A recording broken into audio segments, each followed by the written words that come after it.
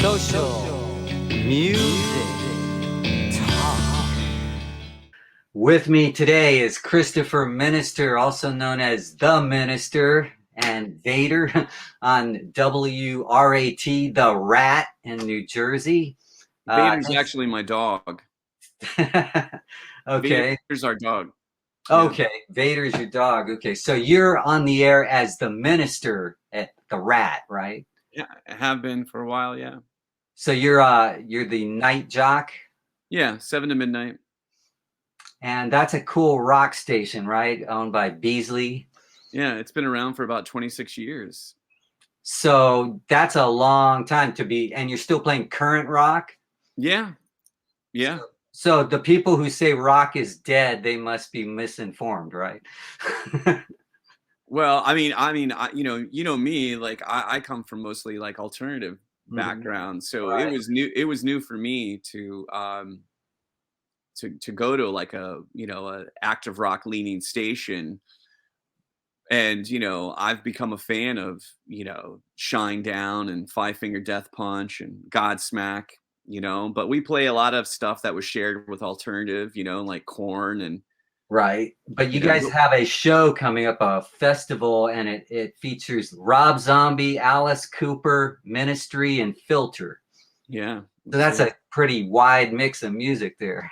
Yeah. And I love Filter, and actually the Minister comes from Ministry. Okay.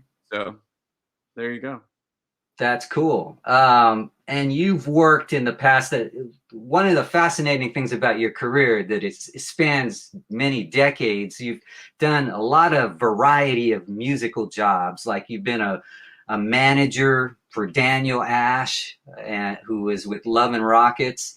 You worked for record labels. You worked for Sirius XM, and you before it was Sirius XM. Yeah. So okay, before Sirius, that. Yeah. Okay, just Sirius satellite radio. Mm-hmm. And also, you and I together wrote at Virtually Alternative, a music industry trade magazine back in the 90s and 2000s. Yeah, 24 years ago.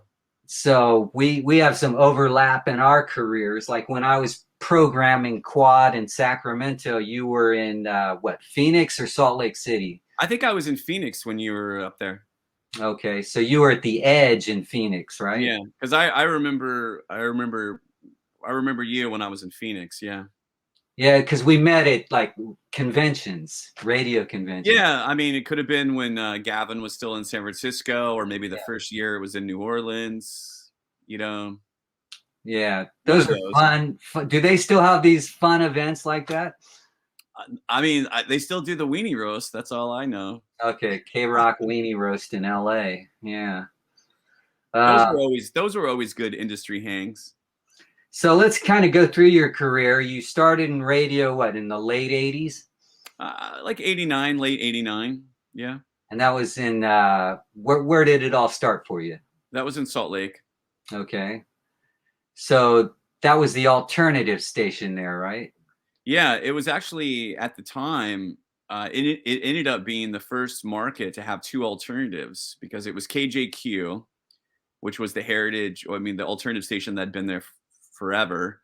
I mean, even at the time, R&R had just started giving like alternative stations that modern rock chart. I think they called it modern rock. They called it new rock. And new rock or whatever. Billboard called it modern rock. Right. And then at the time, there was only like 23 alternative stations in the whole country. Right. And you had two of them there in Salt Lake City, a market that people would normally think, well, is that really alternative or, ahead of the times? I think it was ahead of the time because, I mean, a lot of people don't realize there was quite the underground scene there and the music. I mean, that's where I discovered, even like The Farm and the Happy Mondays and, all the, even long before there was the whole like Britpop stuff, Yeah.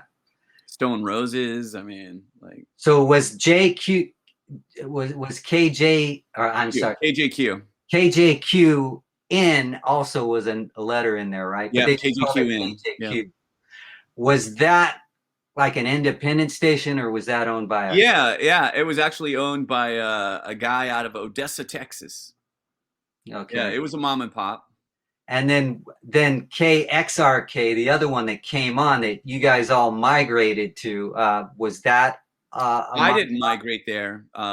That's how I ended up at KJQ is because 90% of the people left KJQ to eventually go start X96. So that left an opening for me. Okay, so Mike Summers had been the PD. Yeah, he had been PD. He went from one station to the other, ended up at KXRK. Right. And so, but you didn't follow him there? Well, I never worked with him. I was just a fan of the station. They sought me out after everyone left. Okay, so yeah, you told me that story before we started here, and that was interesting because you knew Jonathan L., who recently passed away, but both of us worked for him under him at Virtually Alternative Magazine, and he was kind of a pioneer in alternative radio in Phoenix, right? Absolutely, yeah. So he kind of lured you there to Phoenix at first? Well, we had a mutual friend that I worked with in Salt Lake that was working for him there, and the funny thing is, I had went to Lollapalooza the second year Lollapalooza to Phoenix, because at the time Lollapalooza was not allowed to come through Salt Lake City, and so because the city had something against it. Well, I think it was a little more than that, but we don't have to go into that, and that's a whole nother episode. But yeah, so I went to Phoenix for Lollapalooza, and I was just like, how do people live here? It's so hot. And then 6 months later, I was on the radio there. It was hilarious. The Edge in Phoenix. Yeah. Mm-hmm. So then there were actually a bunch of stations called The Edge back then. Well, yeah, it was Jacobs Media, and it was like their brand. So I mean, at the time, I think Dallas had an Edge station. Yeah, well, you had the Edge in Fresno. You had I think the Edge in Dallas, and then we were the Edge in Phoenix. Then there was an Edge in Vegas, and then you had the Edge in Hawaii. Was there one in Minneapolis? Yeah, there was. So then all of them they're all consulted by Jacobs Media. Does that mean they all kind of sounded the same? I think everyone had their own identity, but what we were able to do, which was great, was to share research, and also like maybe, let's say I'm playing something that's getting really good phones in Phoenix, they might pass that on to the other stations, So we all kind of shared information. I think in Phoenix, like we used a lot of the auditorium testing for Minneapolis, because maybe we just didn't have the budget for it at the time, So we all kind of helped each other out. Phoenix. Yeah. What happened after the Edge? Then I went to LA to work with Tool, Matthew Sweet, Killing Joke. I crossed over to Entertainment. I crossed over to the dark side and went to the labels. And that must have been fun though, because you got to always hang out with musicians, right? Well, no, I mean, I think what was cool about it is having the perspective of a music director, and then being able to go into radio stations and talk to music directors and PDs about bands. I had a different approach and a different way about it, because I was one of those people. Right. So you're more down to earth about it, right? I think so. I think I was. I think so. I probably got less ads because I probably didn't do the pressure. Yeah. You're under a lot of pressure. I mean, the record side is tough. Yeah. I mean, we all know. Especially smaller labels, they really grind you, right? Well, I mean, if you could survive every Tuesday conference call, then then you were good. Like you have the conference call on Tuesday. If you could survive that, you would immediately go to the bar, and then you would have Wednesday, Thursday, Friday, Saturday, and then Sunday night you start getting sick to your stomach because you're supposed to be getting your ads on Monday and Tuesday. So it was kind of like that for a while. So then you actually were music director for a while, right? And so at the Edge, yeah. So you had background of picking songs, right? Oh And what yeah, was, I fought for a lot of songs. Yeah. okay, so what was your philosophy? Because that was a very important period in alternative radio. Yeah. Some stations were followers. I think a lot of stations were followers, but then you had a handful of stations that were putting songs on the map. And it sounds I feel like I was helping put stuff on the map. My goal was always, believe it or not, was to beat K Rock. okay. Yeah. To be the K Rock of Phoenix or to be No, the. just to beat them on songs, like I would, I always loved when, I mean, I had a lot of respect for Weatherly, Mhm. still do, obviously. But it's funny, people be like, well, what, K Rock's looking at this, Right. or whatever. I mean, Did you beat him on Beck? no, but I beat him on No Doubt. Okay. Yeah, Yeah, and they were because an I became Orange County band. yeah, because I became friends with them early on, and I beat him on No Doubt. But no, Beck. What's funny is actually you remember Willoughby, right? Yeah. So Willoughby, he was the music director. I was his assistant, and then eventually he left, and I became the music director. Willoughby actually was in L.A. and heard Beck on K Rock. Went to the record store, probably went to Tower Records or Bleecker Bob's on Melrose. Found the vinyl of Loser and Beer Can, brought it back to Phoenix, and we carded it up and started playing it. So no, So you. but we were definitely one of the first people besides K Rock. Yeah.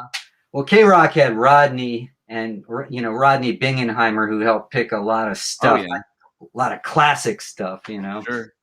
So Kevin And Weather. Zeke had a great show. Zeke's Okay. Backyard. Okay. And was that like included lots of local stuff or? Yeah, he did a lot of local stuff. Yeah. But he had a good ear. So then, did you find any bands in the Phoenix area that became big, like Gin Blossoms? Were they one of No, them? the Gin Blossoms were already big, but I say we helped. I mean, Nirvana definitely helped the Meat Puppets, but I'd always been a fan of the Meat Puppets. But then, of course, when the Meat Puppets did the Unplugged and they did Lake of Fire, Mm-hmm. and then then London put out the record and had the big hit Backwater. I mean, Backwater, yeah. that was my first gold record, and I'm very proud of that because it was a Phoenix band, and I was there in Phoenix for that. But I guess the Funk Junkies, they came from Phoenix. We were early, we were on them, But I would say another memory of mine is Chester used to be, in Grey Days, and I used to book them at my buddy's club long before there was ever Linkin Park. Okay. So Phoenix had some, of course you had the Gin Blossoms, you had the Refreshments, you had Meat Puppets, Funk Junkies. And you had the Tempe scene too, right? Yeah, it was actually most of that was Tempe. I mean, the Gin Blossoms, the Refreshments, Meat Puppets were all Tempe. They all got their break at a place called Long Wongs, which was like a college hangout, like beer and wings, Mm-hmm. Yeah. Oh, you mentioned your first gold record. Mine was actually Love and Rockets, the single "So Alive" from. Oh wow, 89. So I got that from RCA Records, and then that's the only plaque I had out of about 20 that ended up missing, and that was the first one I got. And you worked with Love and Rockets. I did. I toured with them. I toured with Bauhaus and Love and Rockets in '98. Yeah. So then, and you managed Daniel Ash, the singer. Yeah, we became really good friends. We bonded over the other band that he had before Love and Rockets, in between Bauhaus, which was Tones on Tail. And we just bonded over that, our love of motorcycles, and we're both Leos, and our birthdays are like 3 days apart. I'm a Leo, August 4th. Oh, I'm July 26th. Okay. Wow. So, we should all party. Yeah. I interviewed Love and Rockets once, and because they did a show for us around, I think it was late '95, December '95, and I interviewed Daniel Ash, and I said I opened it with, "Let's go back to the late '70s when you were with Bauhaus," and he suddenly cut me off and said, "Let's not." So was he not into doing that? And then he ended up getting back together with them, right? I think probably at that time he was just looking, moving forward, Love and Rockets. Yeah. Just like, he probably wouldn't want to talk about Tones on Tail. It took me 6 years of beating him up about, dude, people want to hear these Tones on Tail songs. And he's like, you're crazy. And I said, no, you don't understand. Like, you guys only did like 14 shows in America and you broke up. People want to hear this. And now look, they're playing Cruel World in a couple of weeks.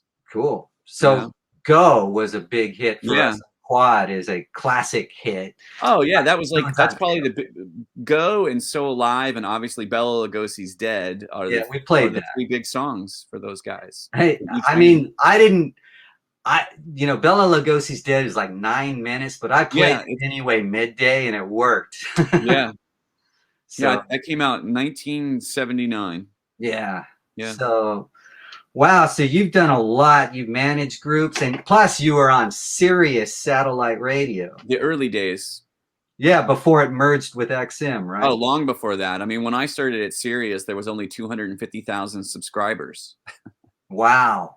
Yeah. So it was more of a rumor back then. Well, everyone thought I was crazy. You know what's funny is I took that leap to New York and started doing it, and everyone pretty much in the industry that I communicated with thought I was crazy.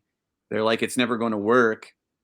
And then a couple years later, when we announced Howard Stern, I flew back to see Bauhaus at Coachella, and everyone I knew that was out of work was like coming up to me and asking if we were hiring.